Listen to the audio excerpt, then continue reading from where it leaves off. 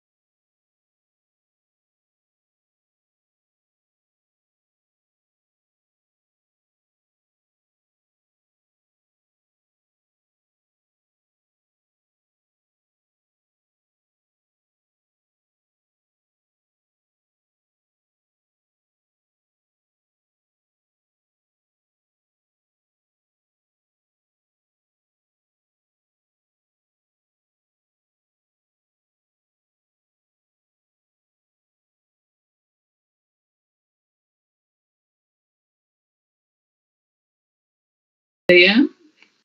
We will start our council internal meeting. So adoption of the agenda.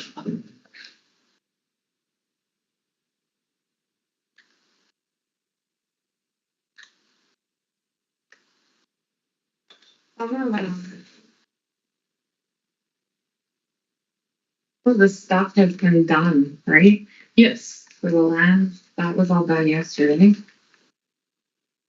So today will be a shorter day because we covered a lot of this yesterday. So on the lands, we're gonna talk about the new email you got from the lawyer yesterday, but that is a 5 minute discussion. Yeah. Okay, so take it out.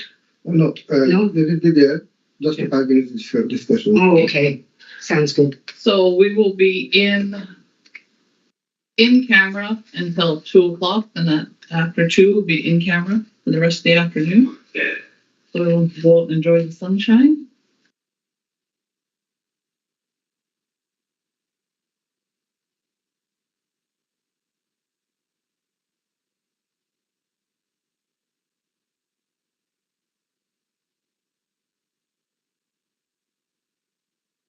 Are there any additions or deletions?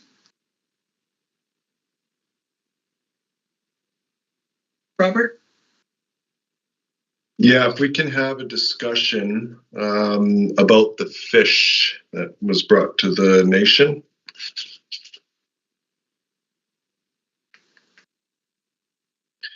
Put that as an in-camera session as well. Okay, we'll put that at 2:30. Yeah, 2:30. sounds good. Yep. Okay. Are there any other additions or deletions? Nope. Okay. I need to move her to adopt the agenda with the addition of the fish at 2:30 on limestone. Moved by Wendy.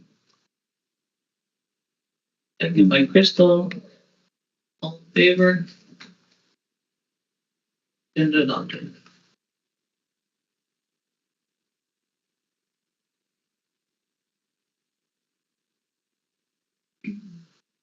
Before we go into the meeting minutes. Leave, sorry, everybody. Okay. I'll try to zoom in if I can and see how painful. Yeah. Well, you get going. Yeah. Cool. Maybe send a text when we get there. Yeah, please, so we know you made it. Yeah. Gee, what if he has an attack? Gee. So, remember Snow, Al hasn't given you the well to talk to the nurse. The nurse has told him to go to the hospital right away. Could be intense. This could be, don't know what it could be. Mhm. I don't want to sit in the sun. Yeah.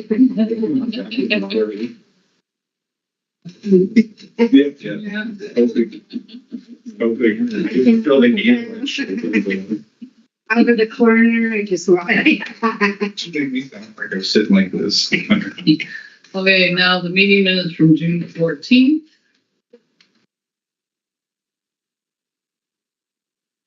Which day is this?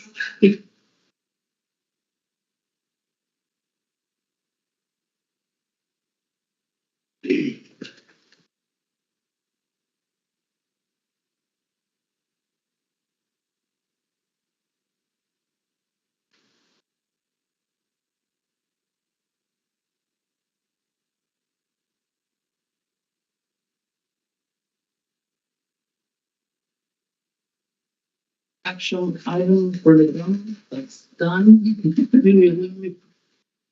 There.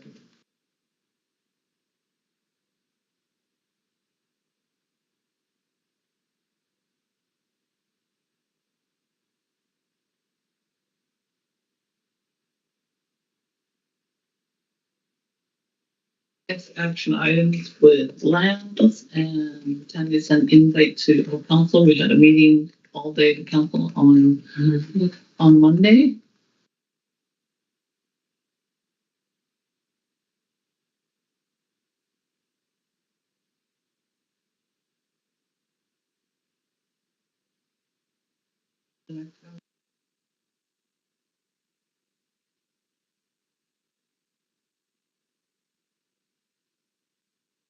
That's line is ongoing.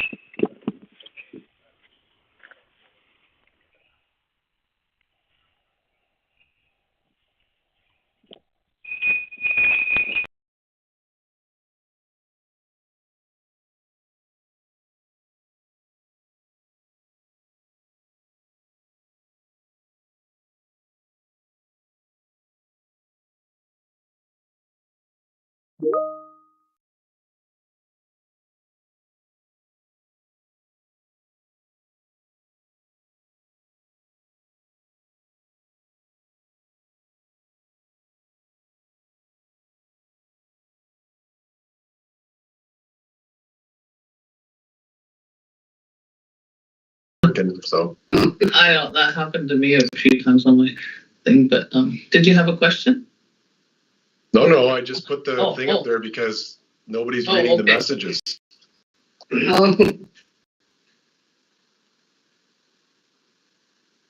Okay, so we'll keep going. So total financial assets of 62 million. So that's all the good stuff. And the liabilities is money that LTN owes at the end of the year. So the first one there, accounts payable. So this is money that LTN owes to different vendors, different suppliers. Most of that was payments to IDL for the daycare facility.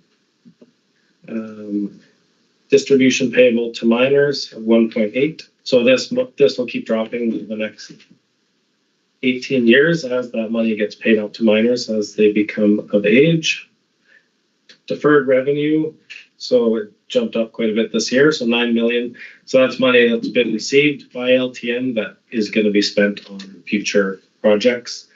And I believe most of that is for the Shelley water system. Mm-hmm. I think ISC provided 5.3 million bucks. Mm-hmm.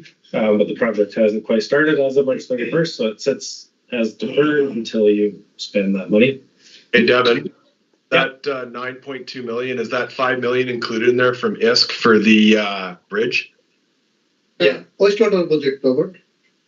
The 5 million in the on the from Indigenous Services Canada for the bridge, is that part of that deferred revenue? Robert, so that $5.3 million we received from ISC, that is for the wastewater project that we just inaugurated, right? So we received the fund last year, so right before the March 31st. So that fund is like we'll be spending this year, so that's why like it kept in the deferred revenue as a liability. Okay, so it's not part of that. That's all I was asking. No, it is not for the bridge. Okay, thank you. All right, so next long-term debt. So that's all the loans on the housing. So again, that will slowly decrease until those are paid off. Replacement reserves, so it's similar to the restricted cash up top. Those two should always match. Basically, your liability should match what the actual amount in the bank account is. And you guys do have more in the bank account, but we only show the replacement reserve portion in the bank account. So it's always been fully funded. So if you take your net or financial assets less your financial liabilities, leaves you with your net financial assets of 47 million. And then our non-financial assets, which is more your tangible items, which aren't very easily convertible to cash, is your tangible capital assets, 19 million, and a few prepaid expenses. Items prepaid for the 2025 fiscal year. So the big jump in your tangible capital assets this year, most of it was for the daycare facility. I think about $5 million. So overall, accumulated surplus, 67 million at the end of the year. So jump from last year of about 12 or 11 million. Any questions on that one?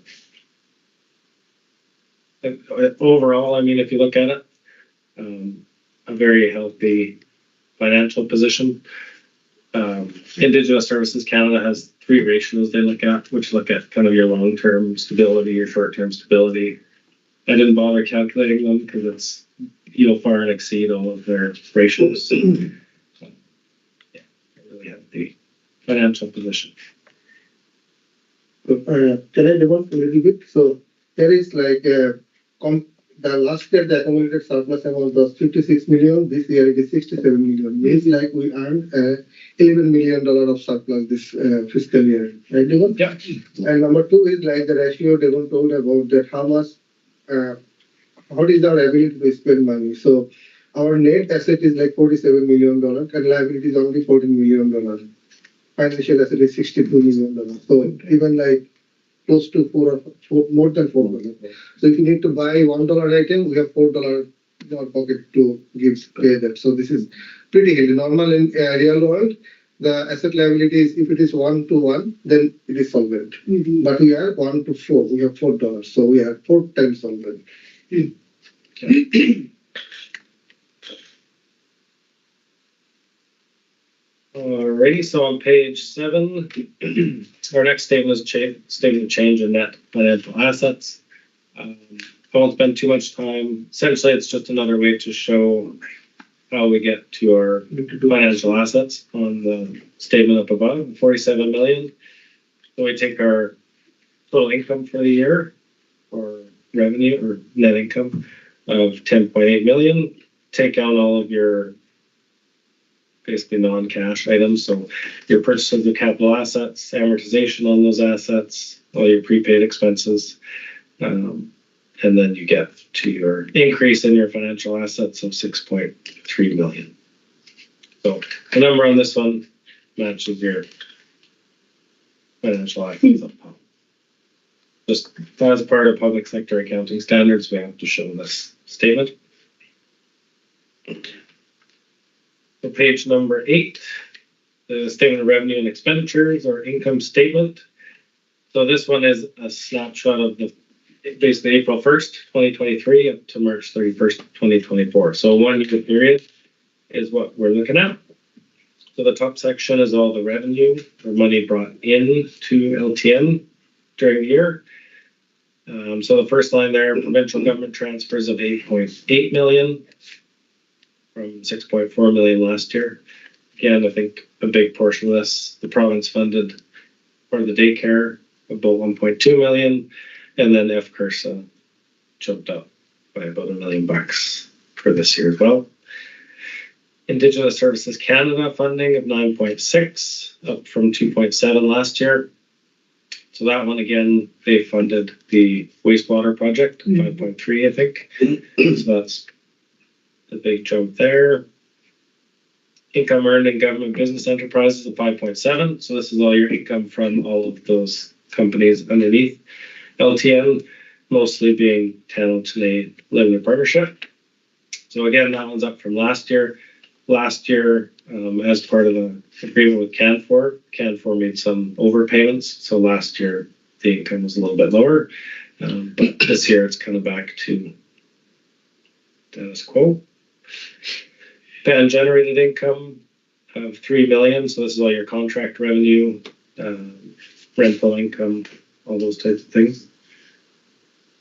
And then federal government transfers. This is everything aside from your Indigenous Services Canada, all the other federal government funders.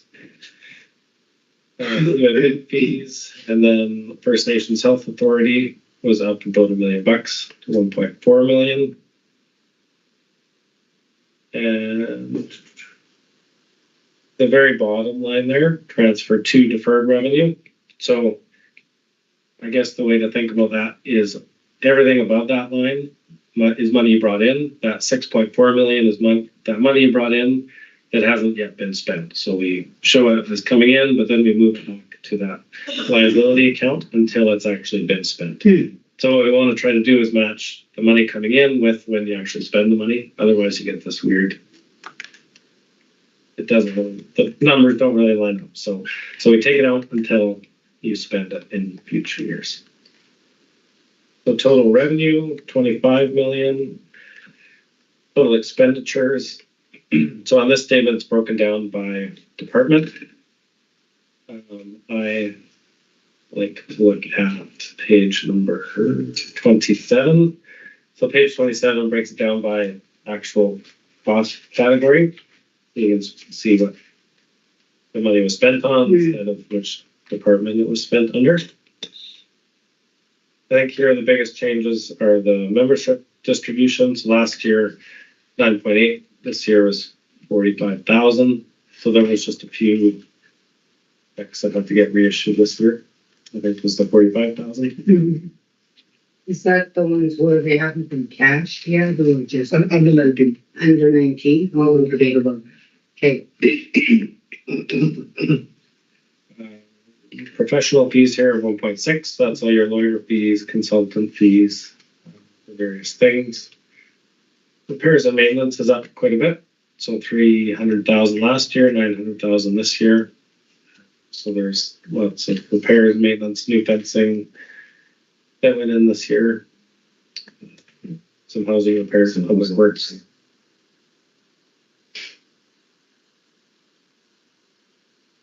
Yeah, the biggest expense really is wages, which is similar between every First Nation that I work with. It takes a lot of people to run all the programs that you do run. So, Devon, just a quick question. So since you mentioned about the other nation, so they're comparing to the ratio of salary and wages. So do our nation has the similar ratio of salary and wages like the other nation? Yeah. Like it is? yeah, so you're 4, 6, 30. I'd say about the same, if not a little bit lower. A little bit lower? Yeah. Okay. Yeah, like I think administrative staff is quite a bit less than, not quite a bit less, but a bit less than some of the other nations that we work with. Any questions there? Yeah. Oh, sorry. Go ahead, Robert. Yeah, just looking at that page you were on there, Devon, I just talking to the other counselors, I think I'd just be more concerned about increases for utilities and telephones up by almost $200,000. Obviously, costs for having running the business is going to be your employees, and that is going to be a huge one. Honorariums have increased almost $40,000.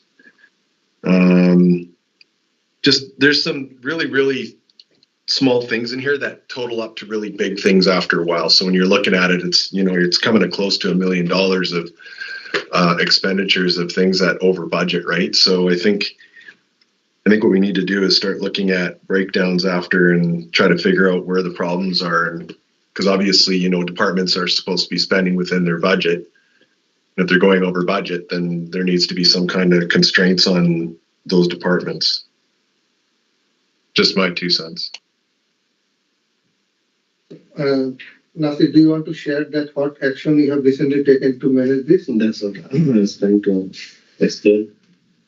Councillor Robert, we just finished our quarter one, right?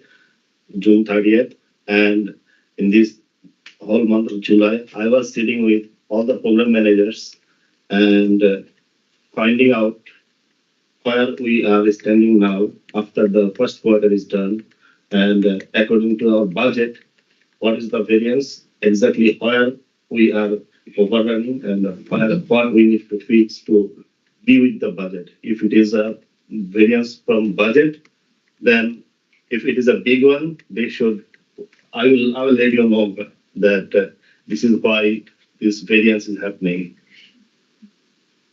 Thanks, Nasir. So in addition to that, Robert, so we put in place some financial internal control in more ways. So previously, like last year, that we didn't have that opportunity to do that because I was the head of the finance, but in a lot of cases, I didn't have that authority to, exercise those authorities. But here, we started exercising that financial internal controls. So that is like, we inform program manager every month. We send the program statement every month. We have started sitting with them, and the program manager who are about to overrun their budget, we give them notification. And especially, I can tell one program, they are already run out of budget, but we are not allowing them to spend any money. So that is like, no, you cannot spend money because you don't have money. If you want to spend more money, you need to bring more money. So this is how we are controlling, but this is all about the membership. So if we see that a member is particularly set for that department, so I can specifically tell the name, is a department. So if he particularly set for the SA department, so so we definitely help the membership in some other way. What is the other way? So council approved the emergency fund, $250. So it is such a great policy you have approved. So in last few months, I see that a lot of band members, they have really got benefited from this approval. Every number of, we got really good application and we disbursed those. So, but still it is a good management. So, and also family development, they support that, but SA is like overdone now. We are limiting their expenditure. So this is the internal control we have exercised this fiscal year, Robert. If it helps to answer your question. Yeah, it kind of does. But I mean, when you look at the, we haven't got there yet, but looking at the breakdowns of every department, when you go back to 2023, some of them are carrying a deficit from the year previous into this year. And now the deficit has grown in some departments. So that's kind of what I'm getting at. And when I'm looking at, how much money's kicked into different departments and that, and the budget that comes out at the beginning of the year, which we approved. And then at the end of the year, when you get the actual numbers, well, then you see there's quite a, I mean, I'm just looking at, say, for example, fisheries, wages and benefits. You're budgeted for 145,000, that skyrocketed up to 618,000. So why? Those are the kinds of the questions. And then at the end of the year, that department is in a deficit of $804,000. So those are things that, as somebody who's asked to be taking care and trusted to look after the finances of the nation, those are questions that I have at the end of the day of how am I fixing this as part of governance, right? How I know that you have your job to do and I can appreciate that. Yeah. But on the other side of it, I have my job to do to make sure that the money is being spent properly. Yes, so, thank you so much. I hear what you're saying, Tawfiq, and I, like I said, I appreciate what you've done, and I know that you came from one job to the next, and I know it's going to take some time, but there is a few issues here when it comes to departmental spending, and maybe some kind of constraints that we can talk about later. Yeah. So one thing, sorry. Oh, you can answer that. So Robert, thank you. Especially you told about the fisheries. So definitely. I will stop. I can explain you a little bit more. So, and so we have been exercising all compliance. Compliance means like finance compliance, HR compliance. So previously, what we saw that in the department there is a lot of overtime, even more than the allowable hours. If somebody is working 75 allowable hours, but they're working like 60 hours overtime. So that 60 hours means like 60 multiplied by 1.5, 90 hours plus 75. That's a lot of hours. So the way we did it, so no, you cannot do that. The reason is like we have a human resource compliance. That means like somebody has to go for weekly leave after each 40 hours of work. That is number one. Number two, this is like not efficient. If a person work more than like 80 hours or something like that, that person is not productive. There is a certain limit of overtime. So if you require more staff, hire more staff. So even being HR perspective, so department manager, I have managed the department manager. I have give some task. I am closely monitoring the performance, and definitely that is like reflects in the performance appraisal as well. So this is somewhat like a practice, but yes, thank you so much for your kind note that it takes a little bit time, but we'll get there. Josh? Yeah, thank you. Thanks, Topik. Josh? Just wanted to ask a question about the travel. What does that entail? Devon, you have to answer something. I know a bit. So it'll be basically any travel for the nation, for counselors, for everybody, for staff, right? Does that include like mileage or? It includes mileage here as well, because mileage there is no other line. It includes the mileage. So it includes the chief and council, administrative staff, whether they're traveling, all traveling, their mileage, everything incorporated in it. Wait, just because I see the increase of about $220,000 from last year, that's a huge increase in travel. Yes. So I can explain a little bit. So comparing to the last year, this year, last fiscal year, the travel increased because we have travel restriction previously. Oh yeah, that's right. Sorry. The previous fiscal year was like not open. Yeah. So a little bit increase. Yeah, I forgot about COVID somehow. yeah. I was like, okay, that makes sense. Thank you. Wendy? Yeah, I just wanted to comment also on the budgeting, like, and everything in the programs. We got to understand too, before we didn't have HR, we didn't have all that other stuff to back us as administrative staff. So, like, and then some of us took over programs or got reinstated to some programs, and it was in deficit, and I had to clean up a lot of stuff, and that took a lot of work too. But we got it under control. I've been working closely with this year, and yes, the SA program is quite up there, but then you got to understand our membership increased too.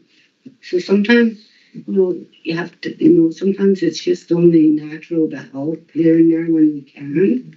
So sometimes we get permission from ISC and go through that through procedure and protocol, but then we're also under the 10-year grant.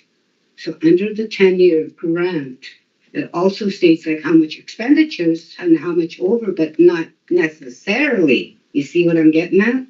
Yes, we get this from ISC, like fully funded from ISC, but we're also under the 10-year grant where everything in the end will pretty much earn.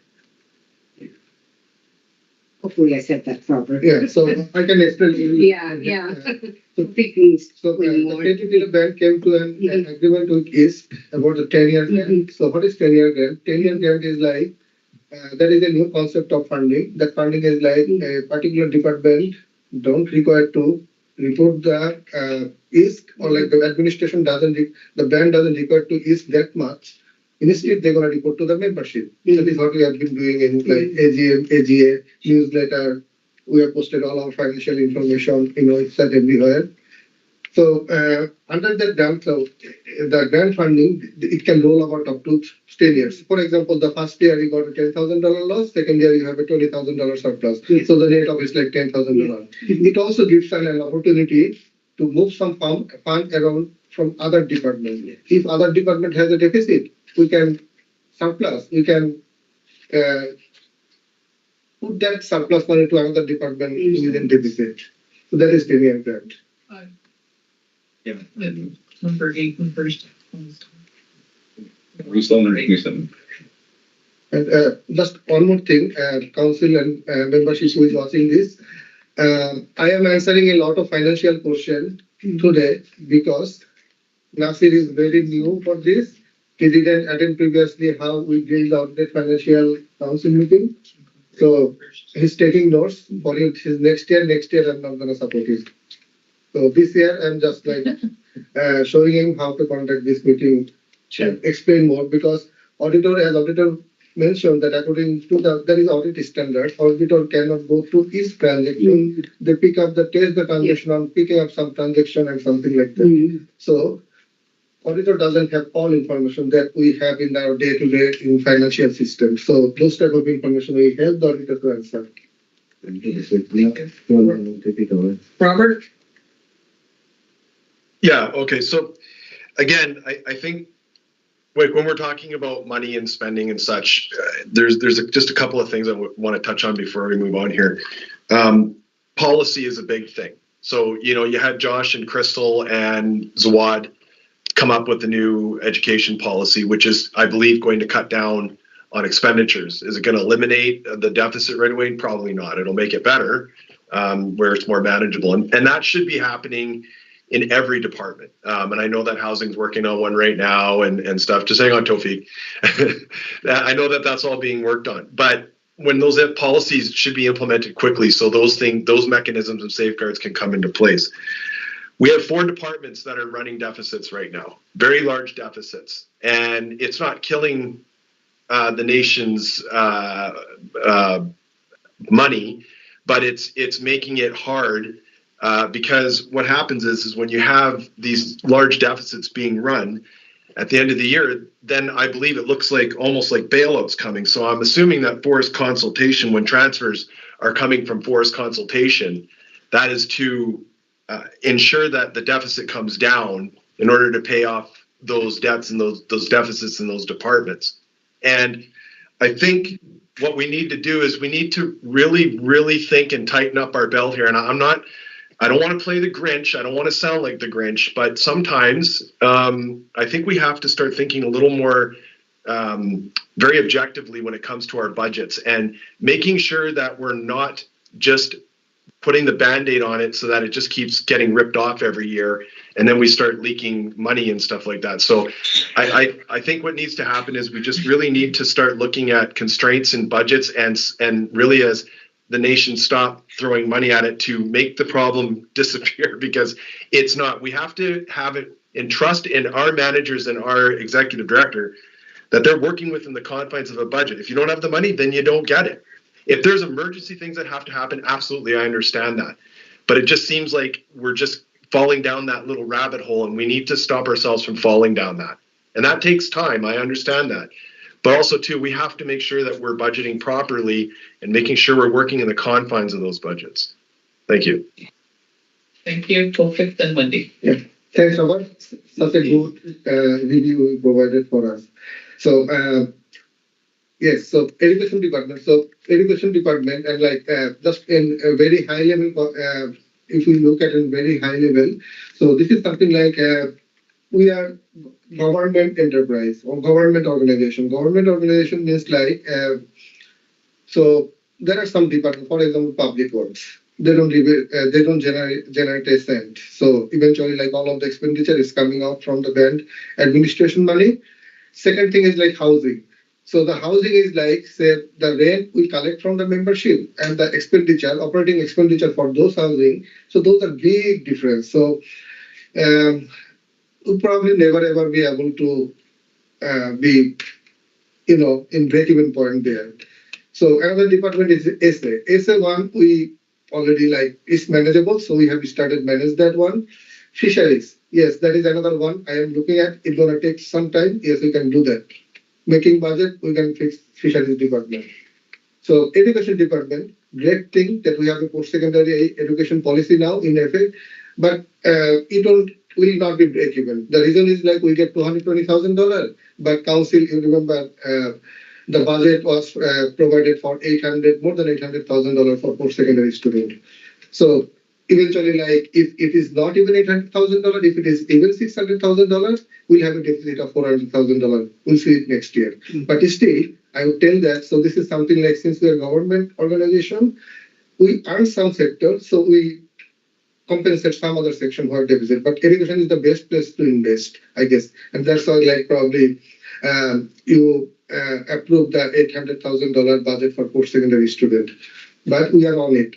So the expenditure, I can assure you one thing, being your staff, that previously the fund was not, money was not spent efficiently, but we are spending money efficiently now. So it is like, it reflects some of the numbers there, but all of the money we are spending now is spent when it needs to be spent. Thank you. Thank you. Wendy? I just wanted to touch on, thank you, Robert, for everything. And, like, yes, we are all, you know, to look after the nation and their finances. However, in some programs, like I'll use my program because we already have SA, that is a very touchy program. That is run fully by ISC, and the wages come fully from ISC for that program. All the monies come from ISC for that program.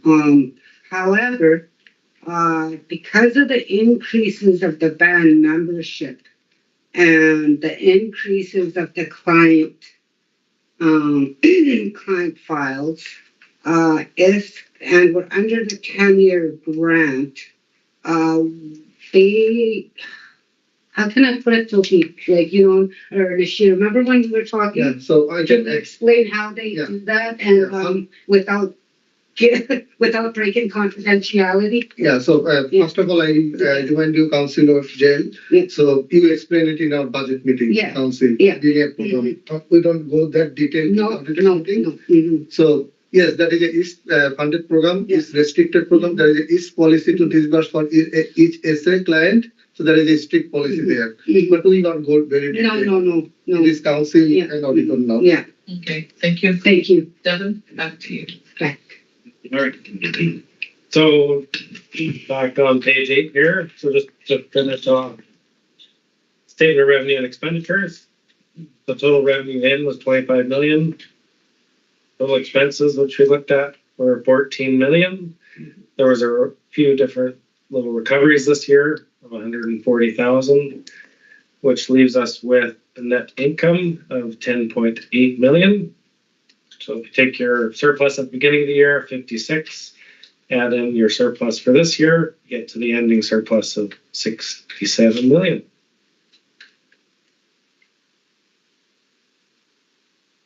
And the final statement here is statement of cash flows. So this shows where cash came from and went to during the year.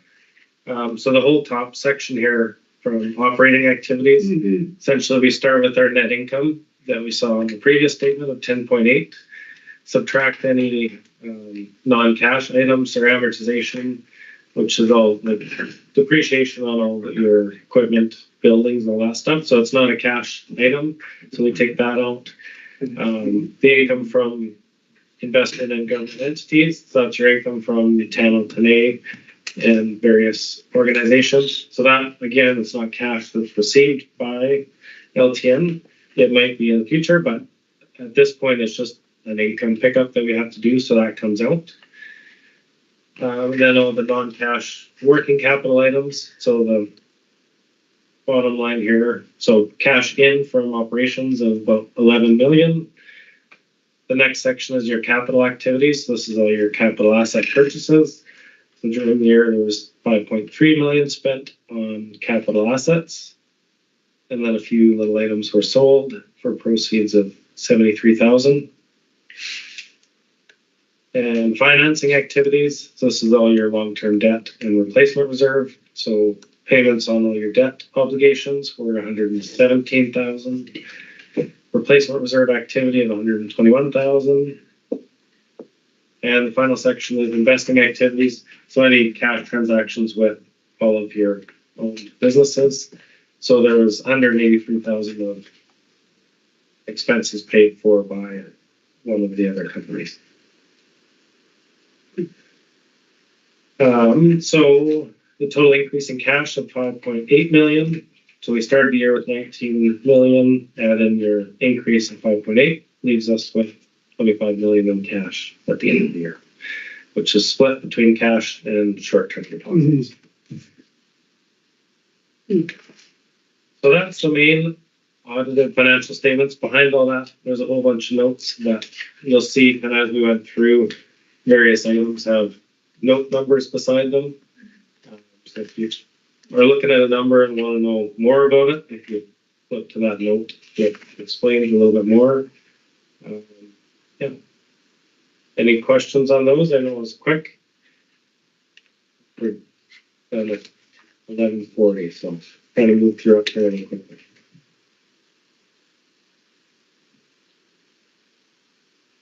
Okay, if you don't have any questions there, so then we'll go to the second package, which is all of the program schedules.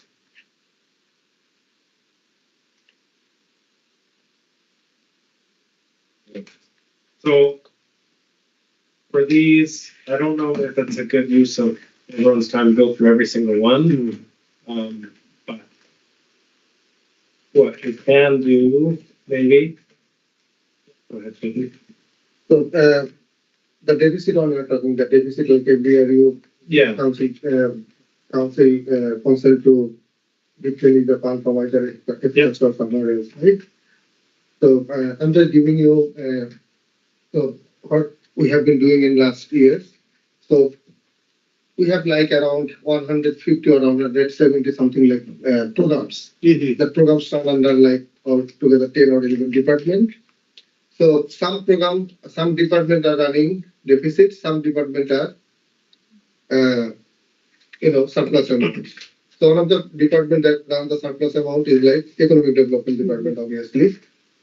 So every year, what we do that government services department like housing, like SA, family development is always going off, not family development, health, and public works. So they run deficit every year. So what do we do? So what council decides? So Devon presented that how much is the deficit amount? Say $14,000 or $15,000 deficit in housing department. Then council decided, okay, let's replenish it from FCAS fund. So this is how we have been managing last year, all the previous years. So similarly, so we have like all 150 program here. So now, do you want to go each stage of 150 program, or do you want to give Devon the authorization what you did last year?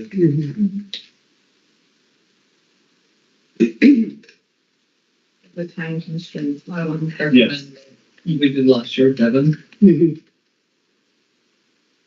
so the other option on, the page on there. Yeah. Page 27. So there is a summary of all the 150 programs. So if you want, we can go through here, looking at the deficits, 27? Yeah. 27. and then addressing them that way. Then you don't have to flip. Yeah. Underneath. Yeah, that'd be easier. Easier. Better. But then we'll have this to review too. Yeah. True. Robert, do you have a question? Yeah, just again, so this is a good breakdown, and I'm not going to get into because I looked at every single department or every schedule on here and found out where the major issues are. And obviously it's pretty clear just by looking at this. You can see in the parentheses, the brackets, what's sitting in deficit right now. And this is where we need to start focusing on. And like I said, Josh and Crystal and a lot working on the education policy is, I think it's going to put a dent in that for next year, which is going to be good. And we can start getting that down. But there is other ones down there below that are of concern that are starting to become an issue. Particularly the ones that I saw on there were the housing. Obviously, housing has a little bit of issues with their staying out of deficit every year. Health is in deficit. Fisheries is in deficit. But the one thing that I noticed on there was the daycare center. And that one is a huge expenditure. And I don't know, I'm having a hard time understanding why it's so high. I think it was, was it like 1 point something million, if I'm not mistaken? Maybe Devon can just pull that up. So, Robert, can I answer the daycare part? So, Hey? yeah, so actually we have a contract with the province. So the daycare part is like So the approved fund is $5.8 million as of now. But we have paid for the project as of today. Is it 6.5? Yeah, as of today, it is $6.5 million. So when the project was approved, the contract says that they're gonna give us $2.3 million, 2.3, right? $2.3 million in first phase, and they're gonna give us the next payment. That $2.3 million, it is like reflected in the financial statement. But the next phase, the $3 million, they're gonna pay when the lockup stage. Lockup stage is like substantially completed. In that, after that one, so when it is substantial completed means like more than 90%, and there is a license in place. So we are still in the license, getting the license stage. Then they're gonna release that $3 million. And when the project is completed and running smoothly, they're gonna release the next amount, final amount, which is like $5.8 million, altogether $5.8 million. Now, so there is a deficit of still, since the project is approved for 5.8, but we spent $6.5 million. That means a budget overrun of $700,000. So in real world scenario, in print jobs for the lumber industry everywhere, so everybody keep a what is called, that is like, reserve. Like for any construction project, that is 5%, could be go up, could be go down. But most of the cases for the raw material, so it's going up. So $700,000. But the project manager, I had a discussion with project manager, had a meeting. I mentioned that we need to explore more fund to cover the deficit, that $700,000. Then like so that that is like whatever fund we get, we spend that money for the project. But that is $5.8 million is approved. But according to the contract, we got only $2.3 million. That is why it is showing deficit. But when you get the $3 million, it will show less deficit. When you get the final amount, it will show the less deficit. Okay. So again, looking at the other ones on here as well, you've got your fisheries department, which is in deficit. It's working within those parameters is what I'm kind of getting at of a budget, right? And when you're going over budget, you're going outside of the realm of your spending, and then what that does is it just has a reflection on everybody and everything, especially us as governance, right? So that's kind of the whole idea of just saying, hey, maybe there needs to be more mechanisms in place to make sure that this doesn't happen. So we're slowly climbing out of debt with these departments, and we can finally get into a positive state with them. Exactly. Yeah, thank you, Robert. I can give you a little clue here. So every department, so fisheries is one of our other department that runs low every year. So while they prepare the annual budget, they actually reflect the similar thing what they have done last year. But this year they got a new program of like $3 million. They got $3 million fund to run 3 years. So that is something like the fund is gradually coming, right? Yeah, so that $800,000 is the deficit that is some of the fund they spent this year, but immediately after next year we got it. Yes, it takes 6 to 7 months to get billed and get the fund in our hand. But still that is a special project, not the regular one. The regular one is still deficit, and now in next year budget, I will come with some, when fisheries manager submit their budget, I will give council some option. That option will be number one. Do you want to cut off some of the cost of them, reduce the service, the level of service? That the level of service probably not required. And then I'm going to come up with what they presented and what we can do. So that gives them a council member an option to pick one. And then we're going to prepare the budget accordingly, and we're going to implement the budget accordingly next year. Thank you. Devon? Okay, so we'll start maybe at the top here. So education. So there's three that are in deficit.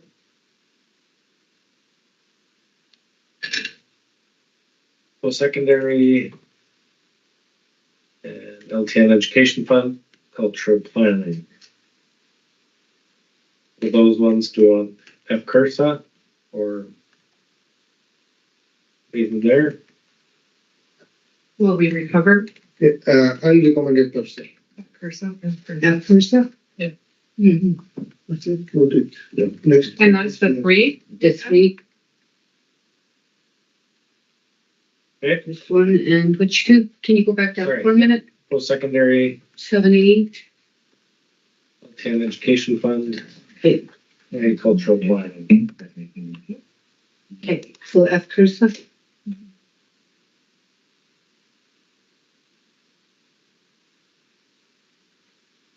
Okay, government Thank you.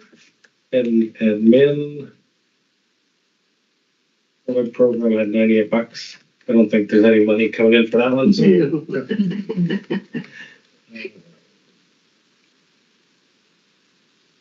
You here, AGA, elders well-being, 16 to 20. truth and reconciliation, IT, and the youth group.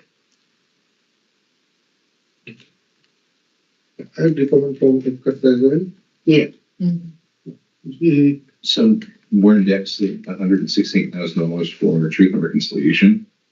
Sorry, that's the elders well-being. Is it? Yeah.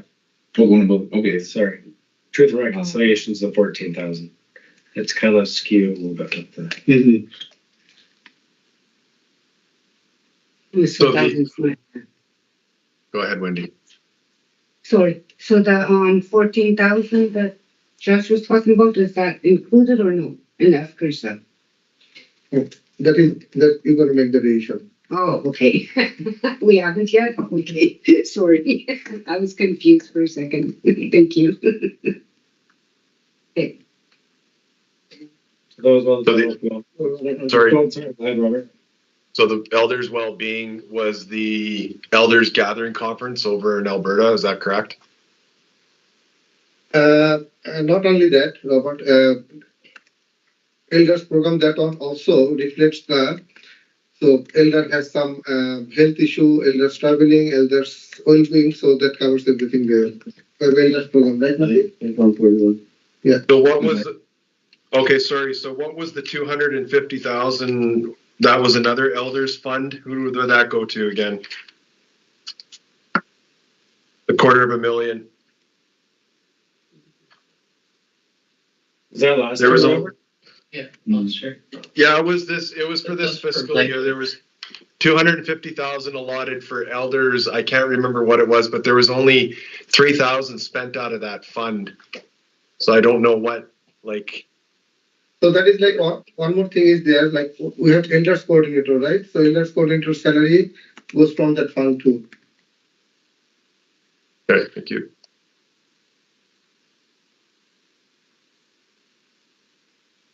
Okay.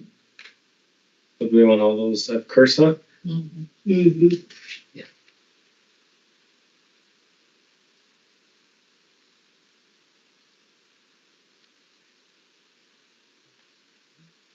We don't want to keep any economic development surplus fund.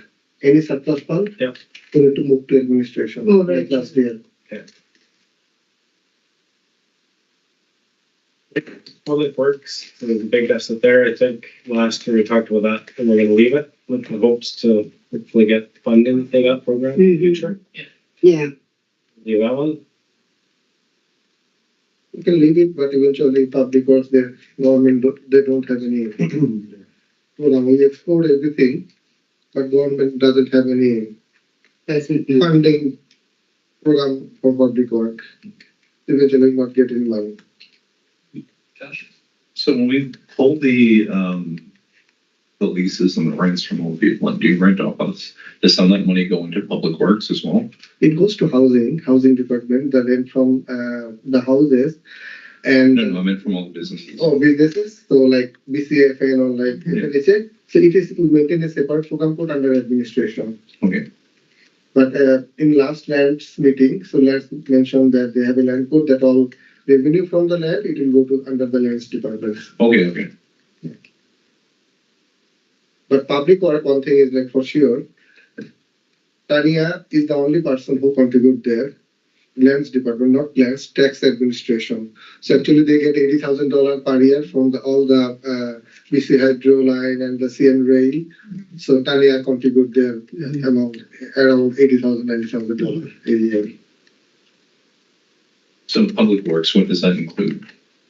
So that includes, And community, yeah, so the public art department, what they're doing, so it's like roads and water.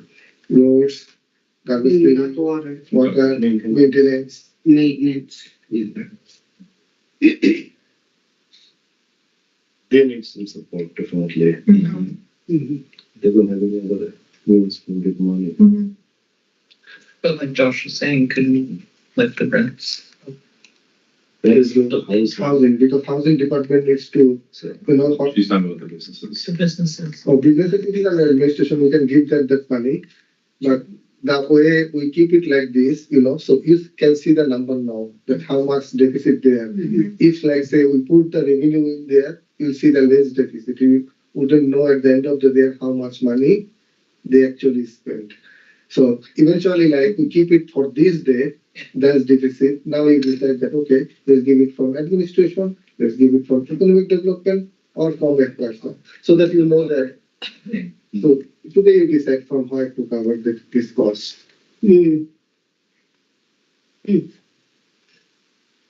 Okay, so do we want to cover that one this year? Like if there's no possibility of future funding, then, I'll be going. Yeah.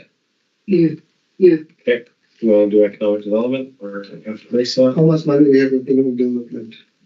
Let's eat them up first. Yeah, throughout the year they earn for the band, so. so, Oh, I just need to give one update. Should I give it now? So, Council Member, if you recall, Sonya Pighin sent an email about the new relationship trust funding for the custom election code. So, I explored it, and not I explored it, I went through the department and found that, wow, we already got the money. Applied for the money, we got the money.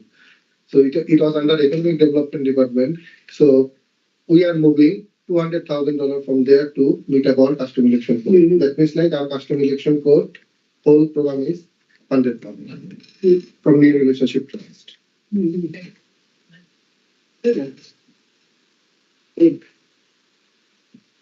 So economic development, 348. Few other programs that have.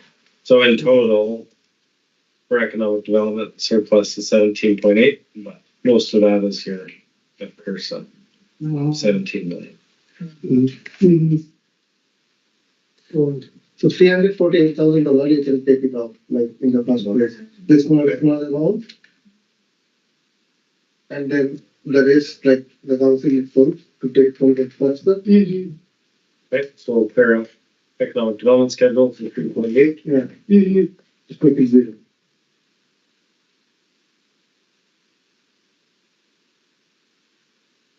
Okay.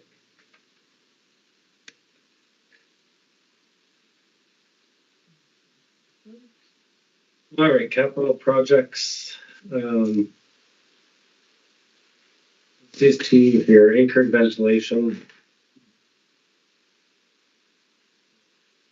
Takes a lot of knows what it is. This is ongoing. Keep it on there. Yeah, this is ongoing. That's it. Yeah, We need to let the board know to move fund to Okay. fund and make it zero next year. that one's ongoing. Ongoing. Okay. This NAHS Stream 1 planning for housing. There's a small deficit there. We need to clear it up. So first, Right.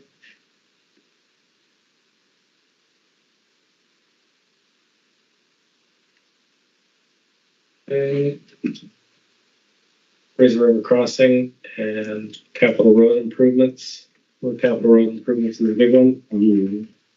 it will be ongoing because like the deficit we know that is the 4.8 million, the 11.98 million, that is a $4.8 million project. But we received as of somewhere like 3.2 or 3.6 million dollars. But when the a part of the fund will come from the wastewater project, right? When the fund is coming in, they will have. Oh, okay, yeah. But the deficit that will not cover the full deficit for sure. A part of the deficit amount, probably the final amount, when it is the final amount, then we'll let you know that this is the amount, it is not recoverable, it will go from the bank. Probably. Robert? Yeah, so highlighting all these things, what are we doing right now, Devon? Picking where a lot of the deficits are gonna be covered by. You mean Some- own source revenue? By own source revenue? Yeah. Okay. So far. Okay, sorry, I have to duck out here, guys, but I just want to make it very clear again that we want to be able to, stop completely bailing out some departments. And I really hope that when it comes to restrictions on and working on constraints in departments, I trust Tawfiq that you're going to have that under control. That's basically the message I just wanted to convey out of all of this today, is we cannot just keep throwing money at a problem and pretend it's going to go away. We have to have proper budgeting and spending. And I believe that, like I said, with all the proper mechanisms, we should be able to do that. Okay. I'll see you guys in a little bit. Thanks, Robert. Well, it's ongoing, covered, eventually decovered. Okay. The healthcare center. Is anything coming in to cover that one? Oh, is there something? Yeah. Is there anything on it? 460. Not a substantial amount, maybe. Yeah. The health center here? We didn't know we You said they're not a substantial. Not a substantial amount. Is there a little bit coming in? Or? Yeah, most probably. It will be. So, is there any fund coming for this building or not? So that is the question. Yeah, so there is one question is still, Kyle is dealing with financial. Oh, okay. So then we should keep So it. leave it until we get the final number. So 19,000 or something, I forgot the figure, but. Okay, Derek, daycare. So We talked about, leave that one. All right, health department. Here.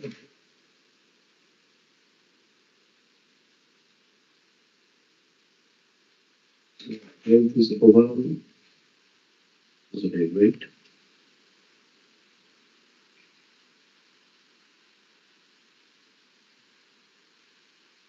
Yeah, overall, pretty well break even. But That's our plus 17,000. so there are budget is. Yeah, so don't have any. So do we want to leave these ones where they are? Or do we? Yeah, legally. That's not clear. So since they are like overall budget, so she is managing the budget very carefully. Okay. So just leave it, Yeah. leave, okay. Overall, they are taking. Yeah. but we share this thing with. Now we have to transfer and manage all the programs. Okay, so we're gonna leave those ones.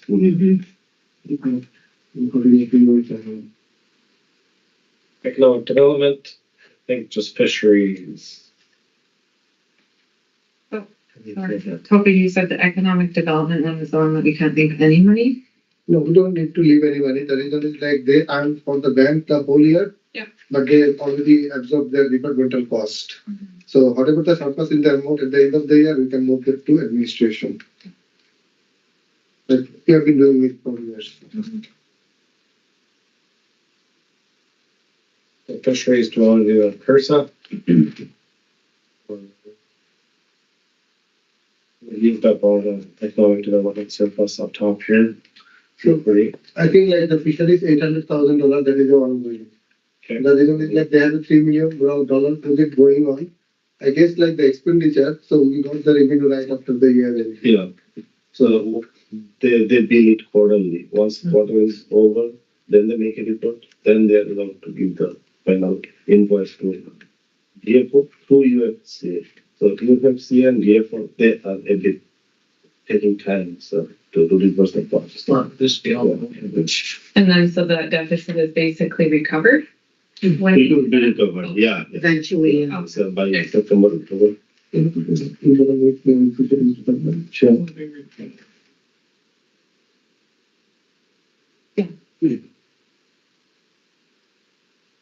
In the next one, like,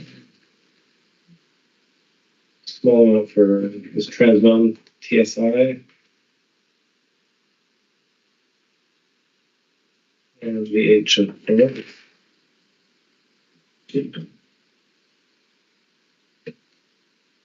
And there's one there, so I think it's just right above that 110 Clive Ventures.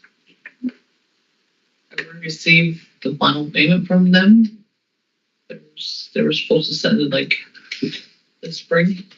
Which one? Clive Ventures. Number 110. 110, Clive mentioned. Oh, yes. And what are the question? They were supposed to send a payment. I have not received. Still haven't received it because it was supposed to be this. We got one dividend payment like in Tello a few years back, last year probably. But after that we have, I don't know, Nasir Ahmed, Other than the, oh, that we made The regular small invoices from debt. and also private didn't pay the admin fee we charged. Oh, yeah. So that is something like, like there are a bunch of invoice. All of the invoice we charge 10% admin fee. But they will pay the 10% admin fee. Why? Regina mentioned in the meeting that the other 4 nations, they don't charge the admin fee. Something like that. But KBC standard, we charge the admin fee. The reason is like the invoice process, all those process, it costs administrative time. Plus, we bill the actual amount we pay to the Our employee. our employee. But if we pay $20, we bill $20. So there is no margin. So would that be, that's not the admin fee, that 128,000? No. No, that is a revenue item. That is in receivable. So the revenue made from Clive Ventures are supposed to be dispersed between the 4 nations, like, so. I think that goes up through Tano. So Tano owns Clyde, 22% of it is. So that money essentially flows to. But it still would have, we still would have Yeah. seen it come in. Yeah, so there are two things going on with like settlement. So one thing is like being a owner of Ply, they give you money to Tano.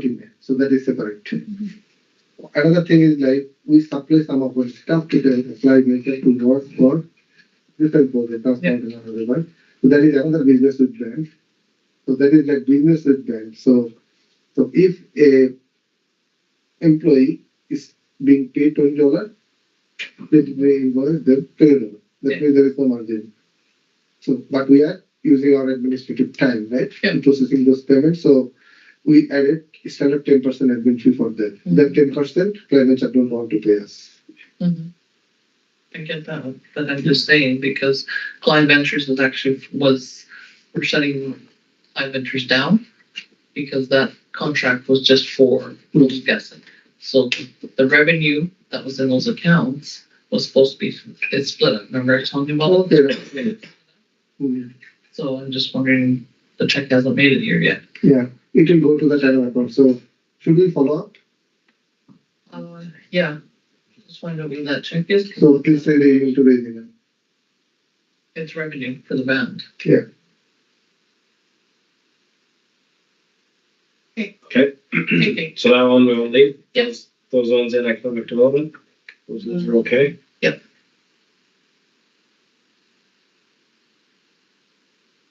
Okay. And then one more for fishery storage building. I think we can cover it. If for some reason we don't get any funding from Yeah, that. and that'll be a band now, so. Band, so. Yeah. Okay.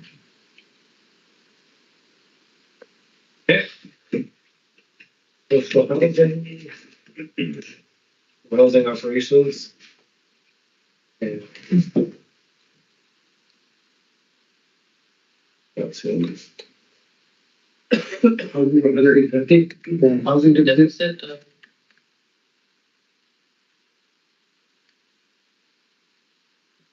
So this is the real status. We usually don't get that part.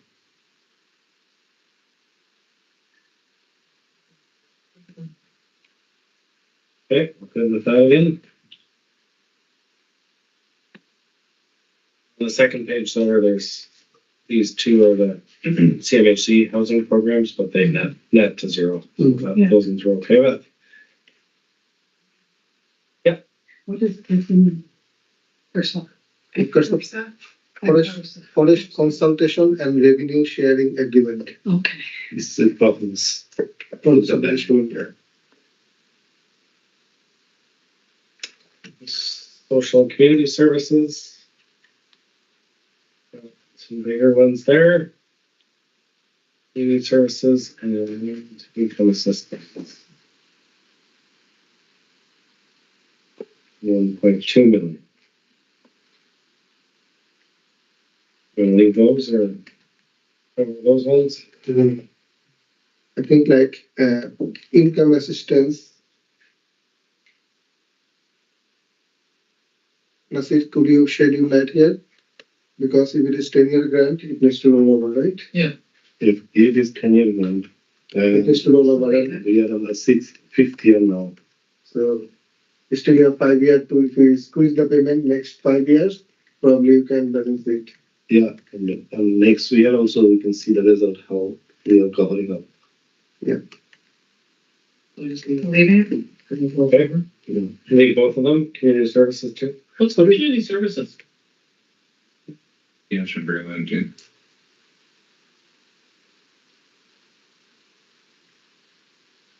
Yeah, that's 127. So I think it's one of the ones that's grouped. Oh, this is the group one? Yeah. Okay, good. Function of fund.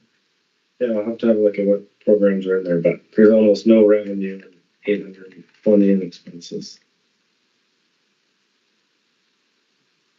You can leave it there. Yeah, I would like to leave it there. Leave it there. We are not compensating any money. Yeah, but it is divided in multiple programs. I can get a list of what programs are in there and see what all Good in the was skills funding portion of that, so and those mostly are MFR. Okay, let's see it first, the list later. Okay, employee training. Page 32, deficit of 54,000. Barb. Some Barb talk. lot more increase in membership. Like I was saying, and during COVID, there was, will we be able to get any of that back? Recovery. Or are we gonna transfer? Do you have any money coming in?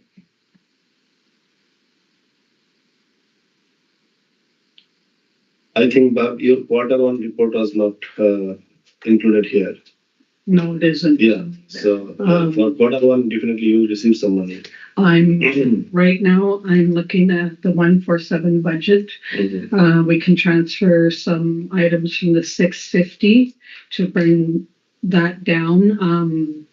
When I requested additional funds from Pignata, they said they're doing their audit, and once they complete their audit, they're going to be able to see how much money and they're going to disperse who needs it the most. So I think in that one, I'd probably say I went from 9,000, 10,000.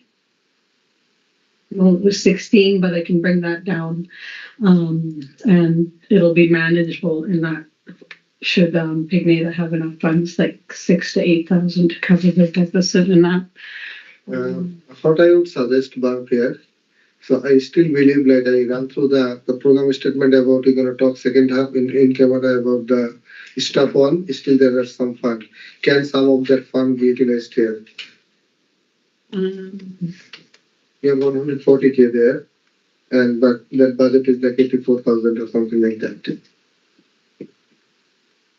I possibly, as long as it meets like the criteria the province has set out, like work year could be one, travel, training, all of that is can be covered under the provincial funding pot versus the Pignata funding pot. And that possibility is limited. So it's only nice to come to Cover. Okay.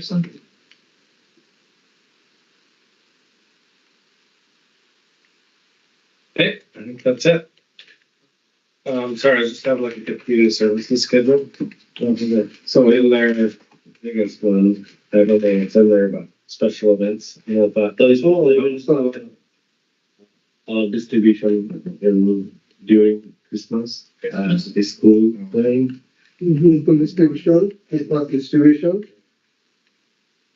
So this is obviously you need to definition of the question. So this is all the community services. Why is there such an increase in office expenses? Oh, no, this is from, this is the administration. The budget is administration. Was it? Yeah, so this is the office Oh, expenses. this isn't all. No. I was like, what office is this? Whole administration office, so one line item is like under administration. That is like, one item is special event, that is special event like we distribute the Christmas bonus plus student, Award and. Got it. yeah. Okay. Scared me too. One of them is like, what office? Yeah, I'm like, sorry. Employment training, yeah. No, Just a very community services. Oh. Yeah. 600 is for the money. Yeah.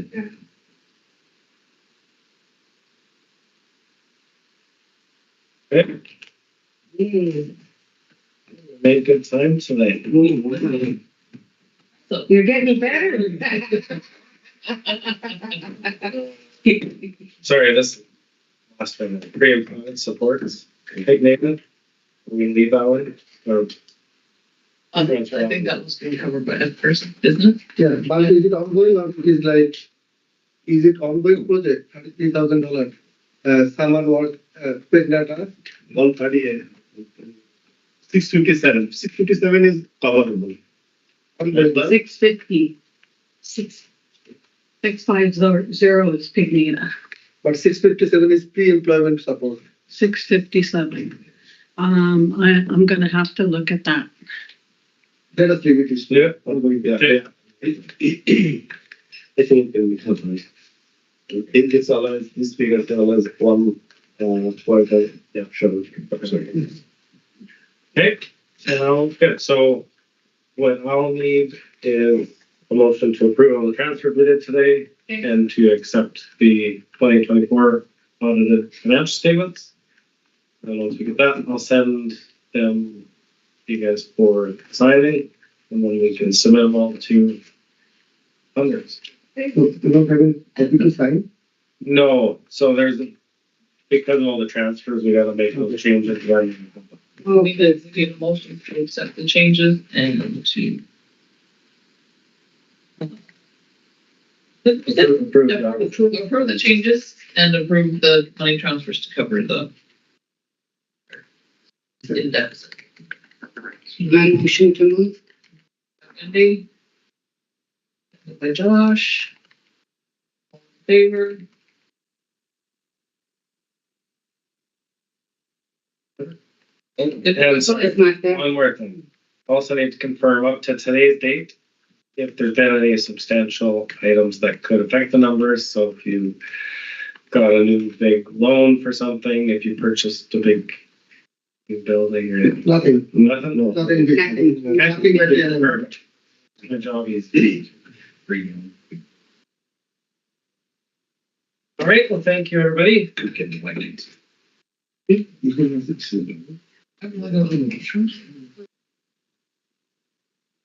So if we could take like a quick 10-minute break. And then we'll be back with Nasir Yeah. for finance. Thank you. There's more fun. Thank you. Yes, you're welcome. At least heard it. And I meant it when I said you're getting better. Keep those or go take them.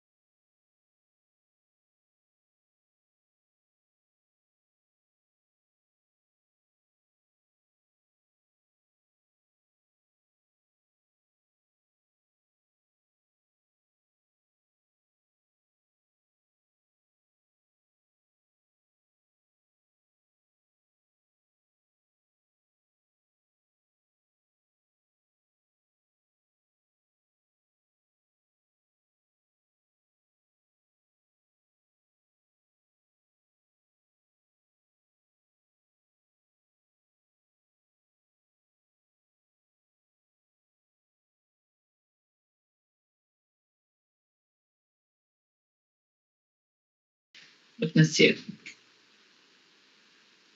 Thank you, Chief. Thank you, councillors, and thank you, Topi,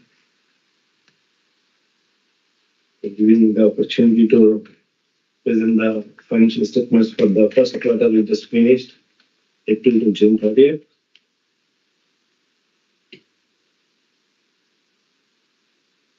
I'll begin with the revenue and expenditure and the financial performance for the period. During this period, we have earned 9.4 as revenue, which is including FCARSA and other money from province. And expenditure in operations, we spent 3.9 million, and on the capital expenditure on capital projects, we spent 2.4 million. So which leaves us with a surplus of 3 million. So last year, similar quarter, we got revenue of 3.2 million, and we spent operating expense 659, and it was a surplus of 2.5 million. So when we compare the current and last year, this is $490 surplus, more surplus in this quarter comparing to the quarter of 2023. And the budgeted revenue for this quarter alone was 7.9, and budgeted expenditure was this 7.6. Sorry. The budgeted expenditure was, sorry again. Budgeted expenditure was 7.6 million. So our budgeted surplus was 258. In actual, our surplus is 2.7 million. Do you have any question on these numbers? So, sorry, just add to your presentation. So, we are comparing with current year quarter, first quarter one, with last year quarter. Yes. So, we had $3 million surplus this year, and last year we had surplus of $2.5 million. That leaves us a favorable situation comparing to last year is $490,000. And if we compare with the budget, so budget is the revenue was 7.9 and the expenditure was 7.6. The budgeted surplus was $258,000, but we had an actual surplus of $2.5 million. That is a favorable situation of $2.7 million comparing to budget. That's Yeah. So moving to the statement of financial positions. So our current total current asset is 29 million. Last year it was 20 million. Total liability is 3.4 million. Last year it was same 3.4 million. So our quarter one net current asset is 26.2 million, and last year it was 17.2 million. And it's in a favorable position now. And the total other asset, which is 26.9 million, and total fixed asset was 15 million.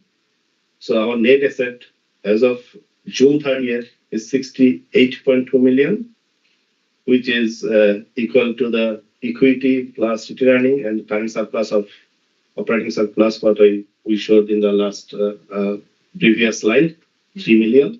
So total equity of the band is 68.2 million, which is the fourth of the band as of June 30th, 2024. And when we compare the things with last year's numbers, it has been increased 8.6 million all over as a band below after first quarter's operation. I love all of that. I do. And this is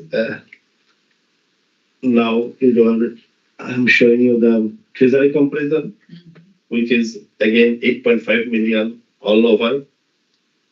If you see the final figure on the right side, so 8.5 million is total bank balance increased. Mhm.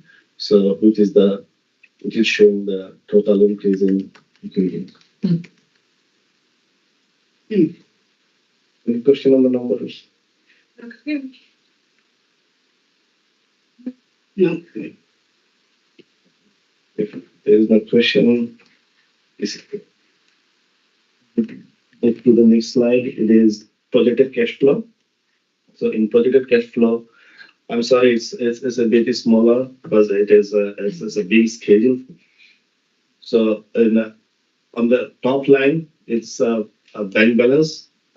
August 1st, we are expecting a bank balance of 4.1 million. And then we add up all the possible inflows, which is 398,000, and our total expenditure, which is split in operating expense and wages and other capital expenditures for our capital projects. Altogether, total projected cash outflow is 1.9 million.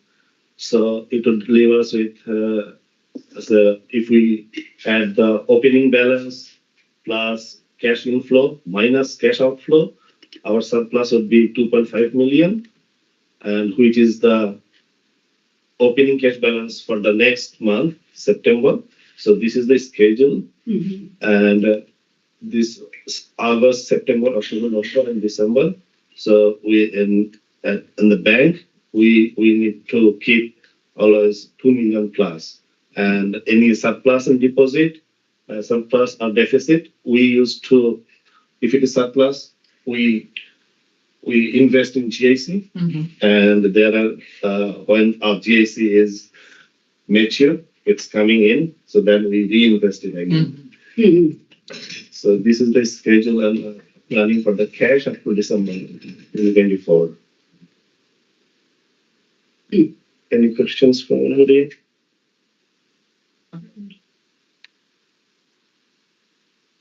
And that's my end of my numbers. And from the department's update, I can tell you about what Devon did today. So once it is approved with his corrections today, we'll be sharing with the funder agencies, and we'll upload to our LTFN band's website. And another internal update is with the program managers. I'm sitting with all the program managers now. Some of the departments are already completed and reported to topic. That where we are today, I mean, end of the quarter, comparing with budgets, and the program managers now know what they have spent in first quarter, and if there is any overrun, what is the reason of that overrun, and what is the plan to recover in coming quarter. So. Yeah, I would add with Nasir. So the plan is like the program manager is well ahead of their budget limit. Say they got say $200,000, they already spent like $50,000. We let them know that hey, for the whole year you have another $150,000 to spend. So now the way they're managing, if a budget is overdone, we're gonna stop it there. So my ultimate goal, being the administrator of the bank, that any program.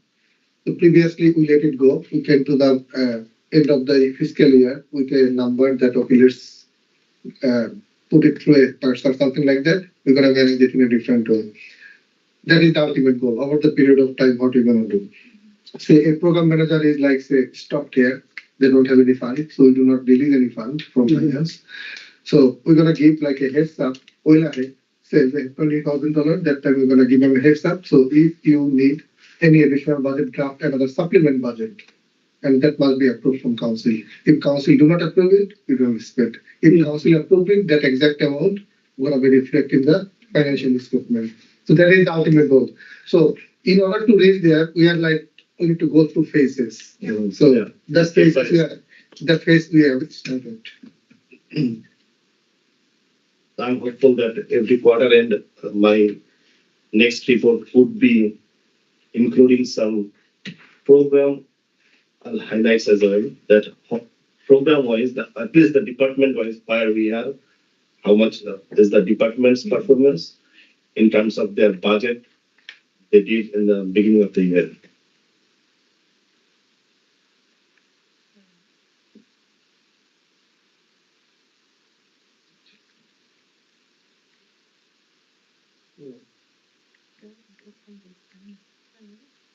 No, that's all from my side.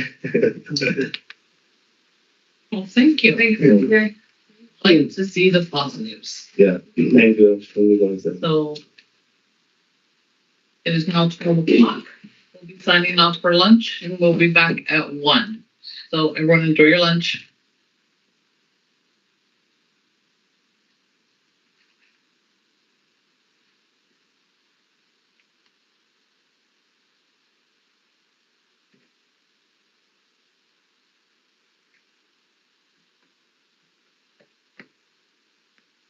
Lunchtime.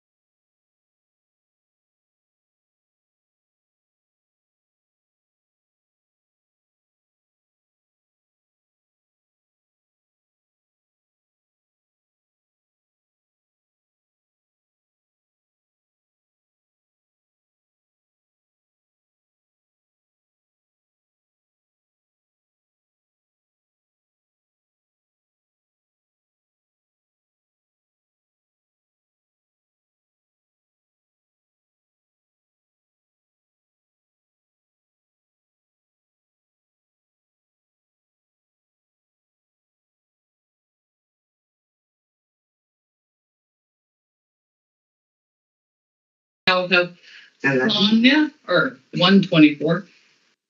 Less love now. 124 for custom elections. Can everybody hear me okay? I'm in an outdoor area, but I have noise canceling headphones, and the area we thought we would go to didn't have a good enough reception for me to call in from, so I had to go somewhere else. Yep, we can hear you. Okay, perfect. Has everybody had a chance to look already at the work plan, or is this some people's first time having a look? No, I looked at it. I'm just wondering how much we have to go over it as a group versus just have a discussion about dates and make sure it's consistent with a process that everybody's happy with.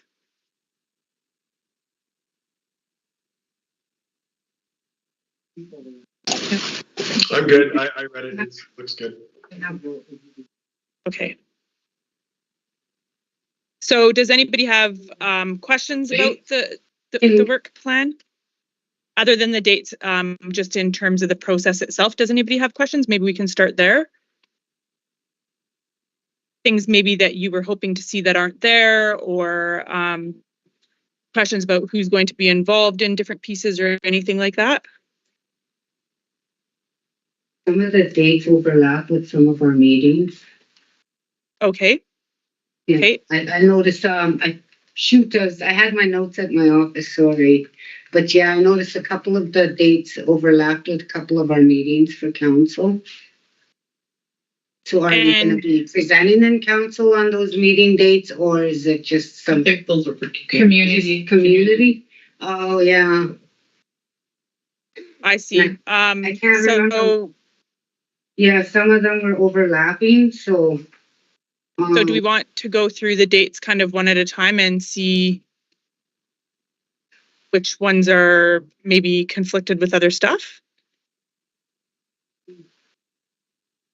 There were some restrictions in the dates that I chose, and I guess I can just quickly speak to them. I did not choose the weekend in November that overlapped with Remembrance Day, and then I realized after I sent this that actually the weekend of October 12th is also a long weekend. It's Thanksgiving weekend. Mm-hmm. So I don't know if we maybe want to move that October date to a later date in October. It just means we won't be able to do back-to-back weekends. But I think probably turnout will be better when it's not on a long weekend. Sorry, Sonia, that's what I meant. I didn't mean with our meetings, but with different, like, it overlapped in different areas, like long weekends and this and that. So October, yeah. Okay. So that would. Sorry, Sonia. My hand, I can't raise it now. I don't know what's going on with the stupid screen. So the general membership meeting, what day is that on again, you guys? It's like middle of, I think it's the 19th or 16th of November. 19th? I don't know. Remember exactly the date, November 16th or 19th? November 16th is a Saturday. November 16th, yeah, Saturday. November 16th. Yeah. Yeah, so we have a general membership meeting that day too in Prince George, so. Mm-hmm. Right, okay. Just FYI there, Sonia. No. Right, and that's the day that I had the potentially the Vancouver meeting instead. Is that something that we would, because it's just a one day in Vancouver, we could switch the Vancouver date there. I could do a different date in November for Vancouver. And then I'm just wondering do you want to have it so that the general meeting includes some of this as part of the work, or do you want to keep it separate? Yes. Yes, that'd be perfect. To include it. Yeah. Okay, so hang on, I need to bring up a separate document here to take my notes. I thought I was just going to be able to change it in the spreadsheet, but just give me a second here. You're supposed to be with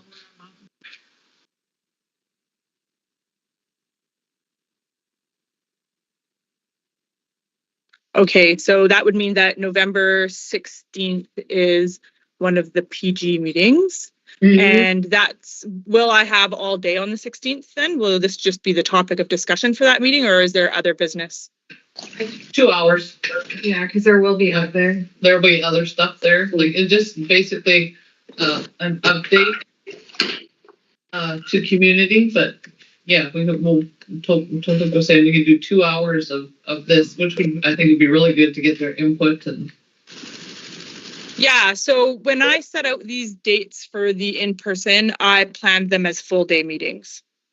Oh, Because like if you look, for example, at the first topic, like meeting 1A, there's council composition, term in office. Those are usually quite easy, quick. They don't usually take a lot of time with community to discuss those things. And then it's the piece about candidate eligibility generally does attract a lot of discussion. You can imagine why. And then I would say the nomination piece doesn't take too long, and voting options.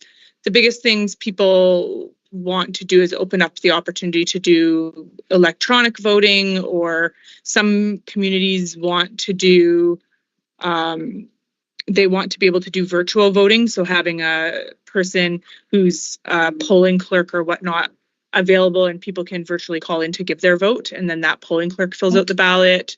So there's a couple different things that we discussed there, but they're not generally too controversial. The biggest controversial topic there would be eligibility.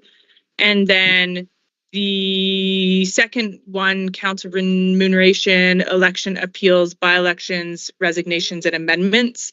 That's the council remuneration piece, and about council reporting back and, you know, not rates of pay, but how rates of pay are decided. Those topics do take a bit of time.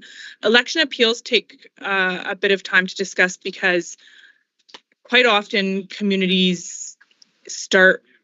members start from a place where they want to have their own appeals panel. And then I have to go through the process of talking about some of the challenges that come with that. And do a bit of a comparison of like having your own appeals panel versus hiring an adjudicator versus just letting the federal court be the place that things get appealed to, right? And all three of those processes have quite a bit of quite a few differences that I go through with people in the discussions. By-elections, resignations, and amendments are usually super easy topics. I try to kind of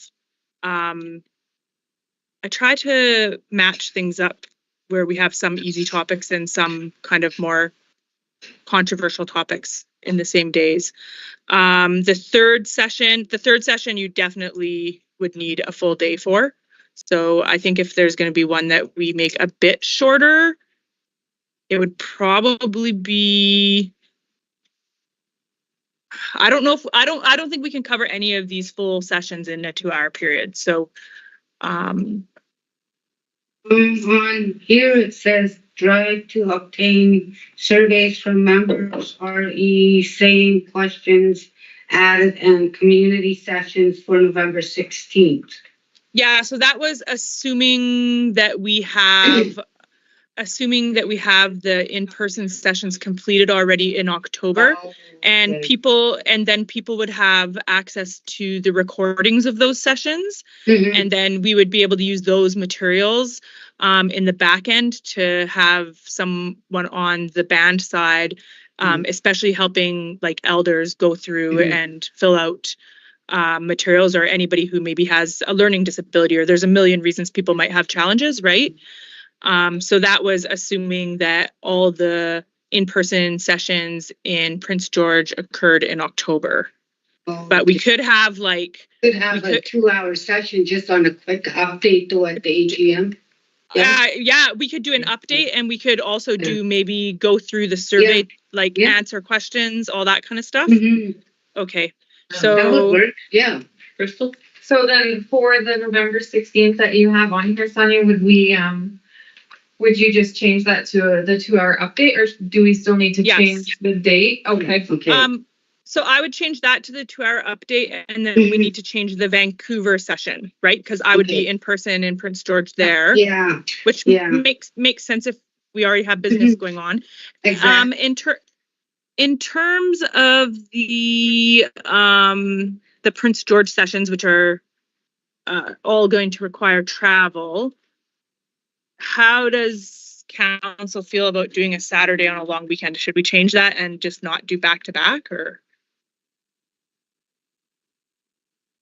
Okay, I'm so, just- sorry, what were those dates in October or November? Yes, so right now we have the first weekend in October having a Saturday and a Sunday, so that's 2 full days.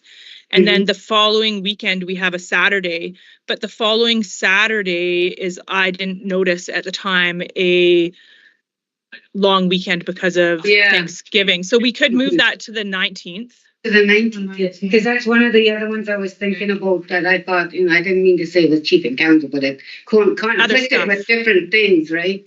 So yeah, Yeah. that sounds better. Okay, so that'll be October. Okay, so move the October 12th to the 19th. Off to the 19th. Okay. And then as for the November dates, that's again the first weekend in November, Saturday, Sunday in Vancouver. Yeah. That works.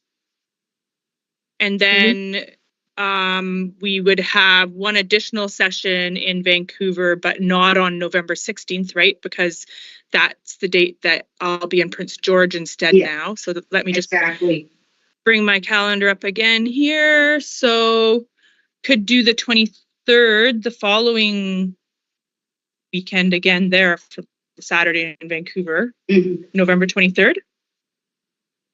Okay, sure. Okay, so moving November 16th. I just need to get, I'm not used to not having like 5 screens. So move November 16th, Saturday date to November 23rd for Vancouver. Okay, perfect. And then the rest is the next piece is, so I am actually doing a very extended holiday, but I've booked, I've decided that this project will be the one that I take on holiday with me to do some of the stuff that happens in the background that does not require in-person meetings during that period. So we'll if we have all of our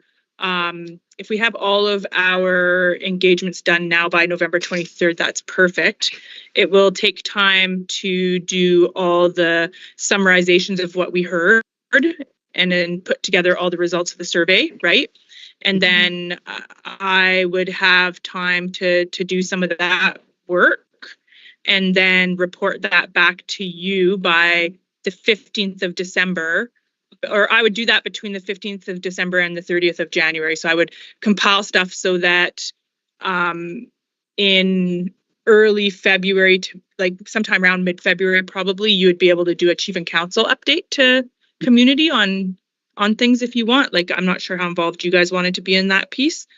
And then I would, during my kind of February period, between kind of late January and the end of February into March, I would do all the drafting of the law and create the materials that compare what's in the draft law to what the Indian Act says, to what the First Nations Election Act says, which will be just like creating comparison charts and stuff to use to distribute to people, right?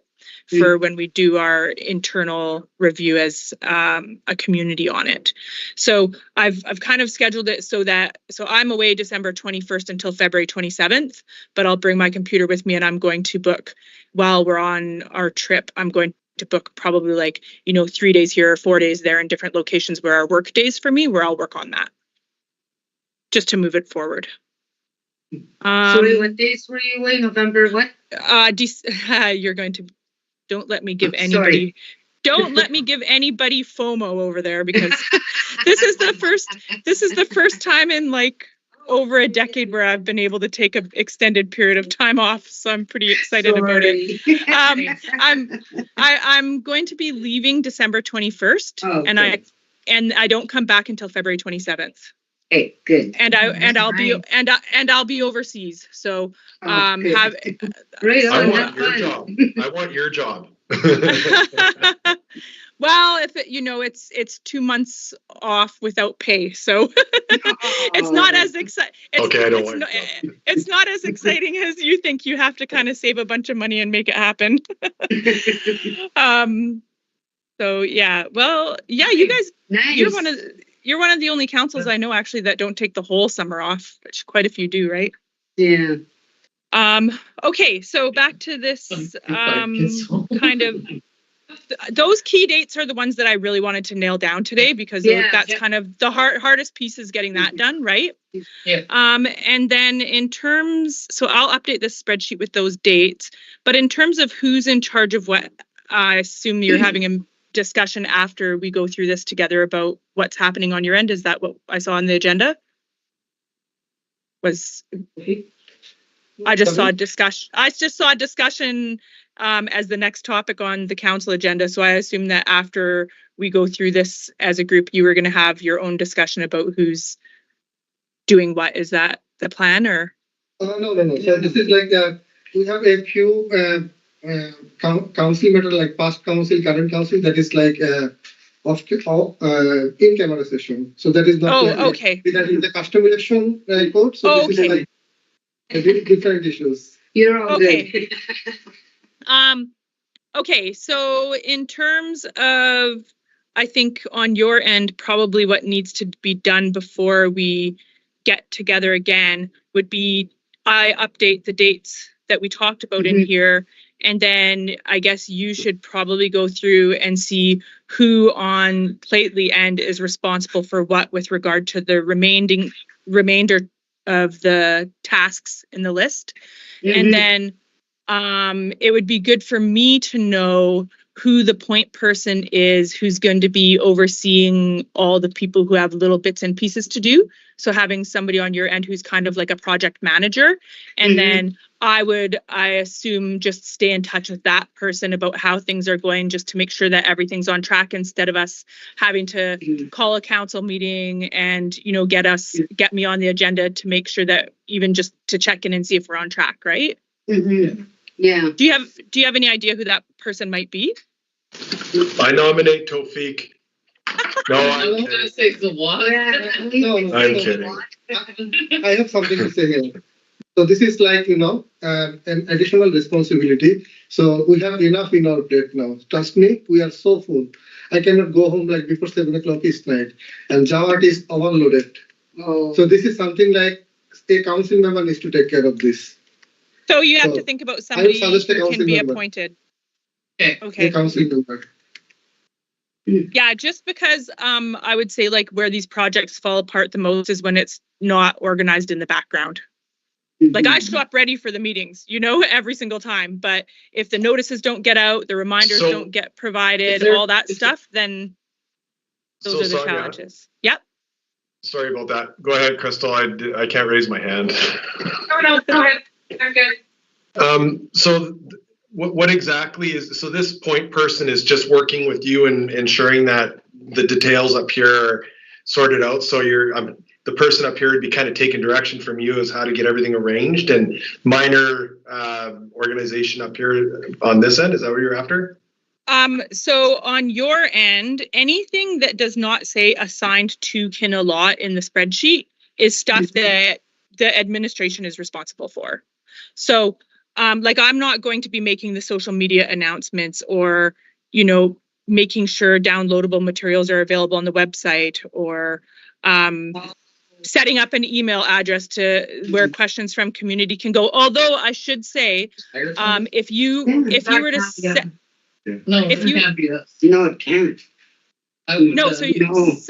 somebody on the administration has to be appointed. And with regard to the email address piece, I am okay being the person who holds the email address. Like I'm okay being the person who canvasses questions and takes feedback so that it's all coming to one place. I'm okay with being that person. So you can assign me that if you want, but you need to set up the email address in the background and all that kind of stuff, right? And then there's a lot of like little administrative tasks. For example, I will create the survey questions, but it's going to be pretty expensive for me to go on a Survey Monkey and enter all of them in and do all that stuff that you could probably find somebody who could do that a lot cheaper, right? So, Sonia, I think like we can manage that part. So that part is like say we can create an email address from Pledlity, let's say for custom election to cac@pledlity.ca, something like that. We can give you access to that email. So all email from membership, any portion that will come to directly to you, you can respond from there. And for your survey monkey and all other stuff that we can arrange for you. So we have a good team here. We can arrange those things for you for sure. Right. Perfect. And then and then just when you're going through, there's so assigning someone to manage communications. So that's, I think it's line 27. So that would be me for the email, but who's managing if you do a Facebook group? Like, how are you planning to communicate the most with community about this? And who's in charge of managing each of those outlets? And then as you can see, because the different things that the administration will be responsible for throughout the process, they have a variety of skill sets that are required to do that. So it's most likely you're going to have more than one person on your end helping with this project.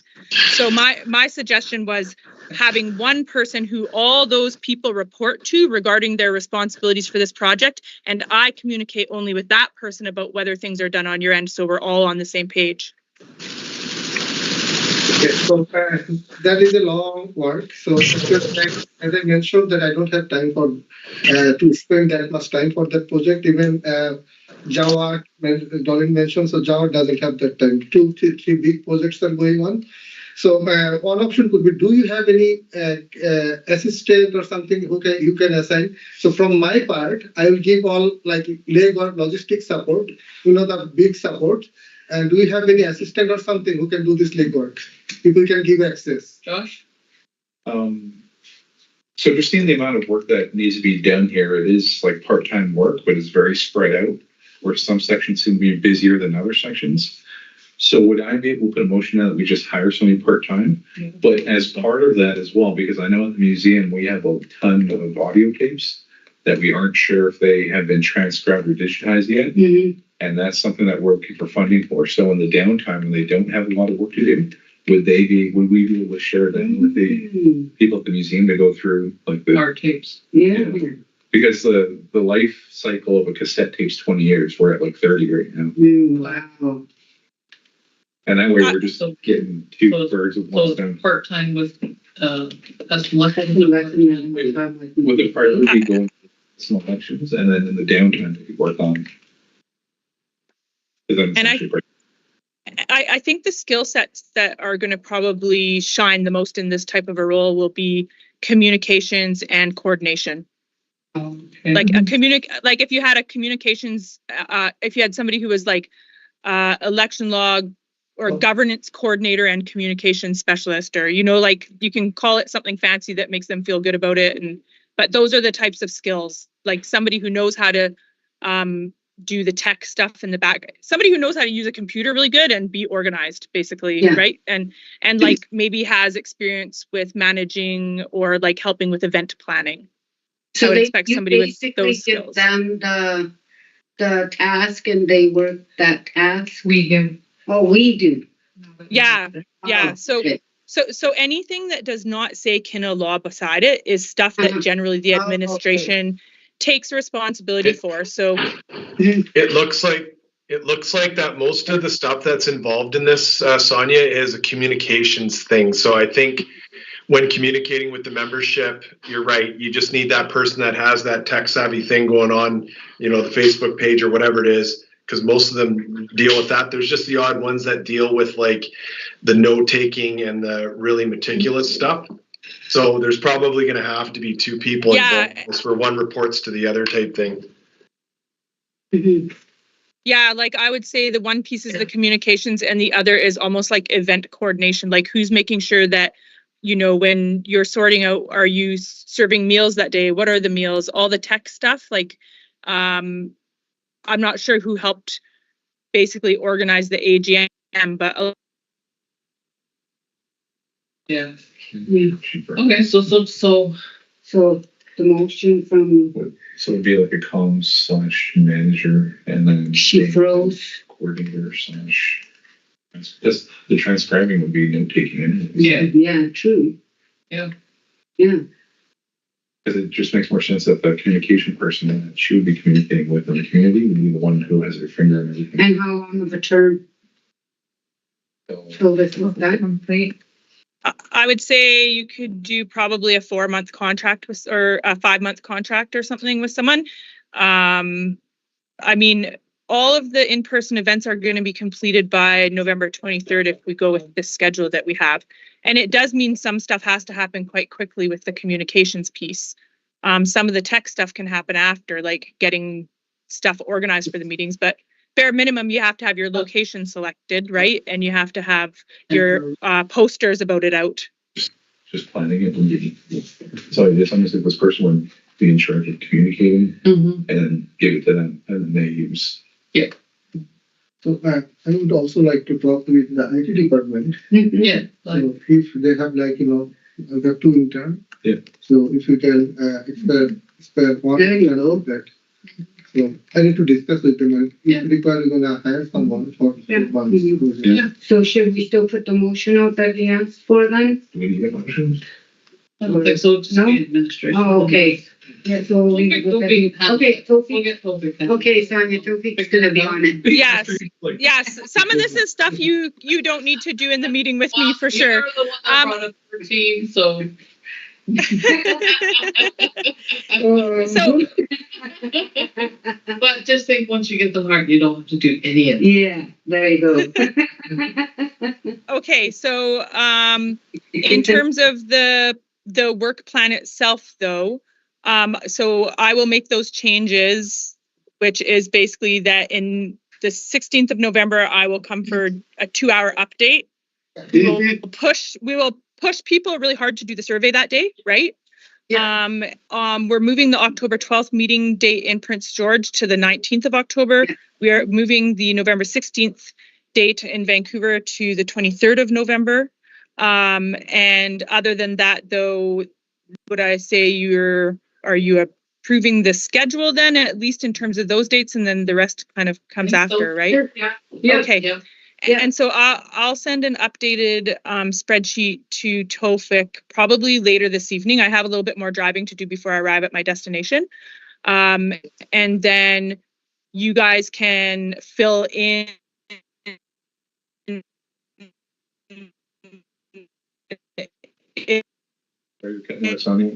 It'll give you basically You're cutting out.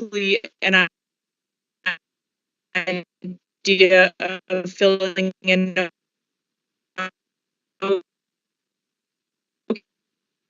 Okay, for example, if me is and so backwards. We did from not the get anything you said. meeting date No, then there is. this Yeah. side. It just happened You're, again. you're cutting out. You're very choppy. Oh no. Mhm. Okay. Yeah. For the last 40 seconds. Last I heard Okay. was, you're gonna get better service and email Topik later on. Yeah. That's right. Change And the can you hear me right now though?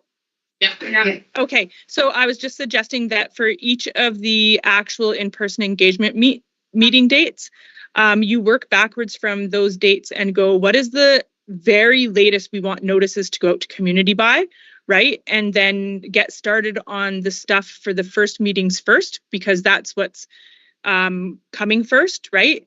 And then if somebody on your end, I think it would be good if Tofik can help fill out the spreadsheet, which basically is the direction to whoever's in charge of executing that work, right? Mhm. And then at least you have those dates in order, and you could, from that, create tasks that are like, this week, this person has to get these things done. This week, this person has to get those things done, right? When you hire someone. Yeah, so let me try it first. Like, I don't know about their work schedule, the intern we have. So I just said that it could be an option, but I'm going to talk with them early next week. So I'll be in touch with you and council. If I find someone from there, then I'll be in touch with you. And then like Okay. from there. Otherwise, like we'll find someone. Easy. And when it comes to doing things like developing community meeting posters or notices, I'm happy to help with some of the language and drafting those things up if it's needed. Like if you don't have people who have the skills to do that on your end, then you can just assign that to me in the spreadsheet and highlight it with red or something so I know that it's a new assignment. So I can tell you right now, please do it for Okay. us. There you go. Do you, so for the pieces about creating materials for community and language, do you want me to add my name to those pieces of the spreadsheet before sending it back then? And then you will look for people to do the kind of on the ground work more to help? Yeah. Oh boy, you guys. Good thing I'm going into a relaxing long weekend after being assigned a bunch of new work. No. Okay.